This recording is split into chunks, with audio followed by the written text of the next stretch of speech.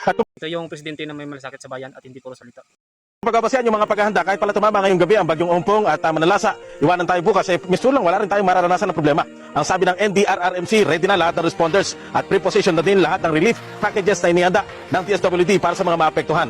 Kahit yung DOTR, papagamit yung mga pasilidad ng mga pantalan para sa mga mai-stranded na pasahero at ang DFA naman tutulong din sa mga OFW na maiipit sa kanilang biyahe tulad daw ng tulong at aksyon na binigay nila nung magkaberya ang Xiamen Airlines. Preemptive evacuation. Dati walang nag-preemptive evacuation kung hindi nandiyan na. Personal na inaalam ni Pangulong Rodrigo Duterte ang paghahanda ng pamahalaan sa nalalapit na pananalasa ng Typhoon Ompong.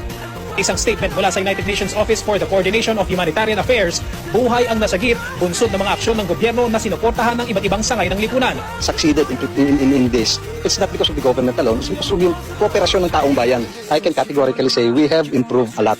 Dagdag pa ng NDRRMC, sa ipinamamalas ng Pilipinas na kahandaan sa sakuna, nagiging modelo na raw tayo sa ibang bansa. I already received calls, like for example yung ASEAN Humanitarian Action Center, nagko-congratulate on how we are doing these things.